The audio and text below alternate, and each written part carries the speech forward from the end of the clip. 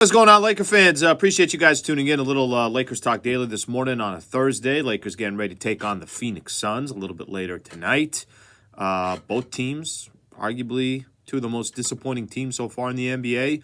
Both teams hovering around 500. I want to say Phoenix is one game above 500. Lakers are at 500. And the Lakers are 3-0 against the Phoenix Suns this year. It was a little bit interesting. I want to spend some time on today's episode talking about D'Angelo Russell. And, we'll react to the game tomorrow. We'll do that. But I was doing a Lakers talk yesterday. Actually, Sedano, doing their show, Sedano and Cap, had mentioned to me, there was a podcast D'Angelo Russell has called The Backyard is what the podcast is called. And this is an episode that was recorded, I want to say it sounds like right after the in-season tournament, but it didn't get posted. It sounds like until recently. So, latest episode of the Backyard podcast, D'Angelo Russell is talking about his role, where he's best suited, where he thinks he's most effective. Take a listen. I want to react to it. I get into my flow state in the pick and roll when it comes to the game. So, if I can tap into pick and rolls and recognize how they guard me, it allows me to control the game because I can get to what I know is working or might not work. It's like playing the game within the game, but I'm in my space. I ain't just catching and shooting. I'm in y'all space. If I miss, y'all took me out the game. Y'all just took me out the game. If I'm missing, if that's all I'm doing is catching and shooting. But if I'm getting to do what I know I can do, which honestly, I feel like that's when I'm at my best, when I just have a roller and a shooter. Somehow, some way around me, just a roller and a shooter. You can put whatever else in the other two spots. That's D'Angelo Russell talking about his role, where he's best utilized in an NBA basketball game. And this is, listen, I'm more actually just looking to get Laker fans just kind of opinion of how D'Angelo Russell is used and if the Lakers are using him the right way, and if D'Angelo Russell is obviously making enough adjustments to make sure he's most effective for the Lakers. I don't have a problem with what he says. I don't have a problem with what he says. I don't have a problem. I'll tell you why. Because I don't think he's wrong in describing the best way to use D'Angelo Russell. I get what he's saying, that he's playing that kind of game within a game. He's a natural point guard. And you might like D'Lo's game, you might not, but D'Angelo Russell is a point guard. That's what he did. That's what he is. D'Angelo Russell is, if I got the ball, and the way he's describing it, I have a screen and roll. I have an Anthony Davis that's setting a screen for me. I have a shooter to my left. I now have the options, and this is where he says he's most effective. I have the options of, if the defense is going to collapse and go guard Anthony Davis, well, I'm going to try to get all the way to the basket. I'm going to pull up for a 17-footer, kind of in his comfort zone or whatever. If the defense comes to me, I'm going to get the ball to Anthony Davis. I'm going to get it to my big. If the strong side, defensive side collapses and is helping, I'm going to kick it to my shooter to the left. I don't have any problem with what D'Angelo Russell is saying. But I think the bigger question is, D'Lo's got to understand, if D'Angelo Russell in his mind is saying, this is how I'm most effective. However, part of his job, because this isn't golf and this isn't tennis, is where are you most effective for the team?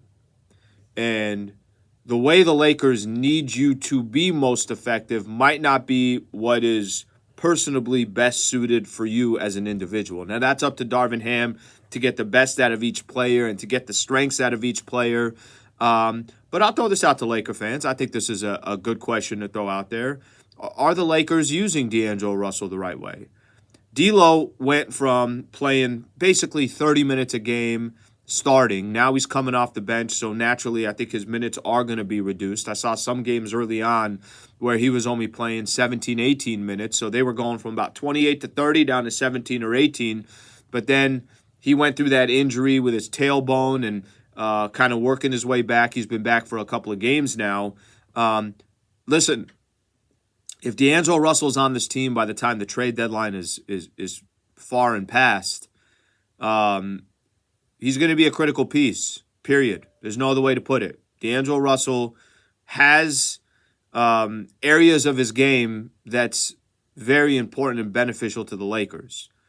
He can hit threes. He can create for himself. He could facilitate for others. He can have a night where he drops 8, 9, 10 assists in a game. He can have a night where he has 15, 18, 22, 25 points in a game.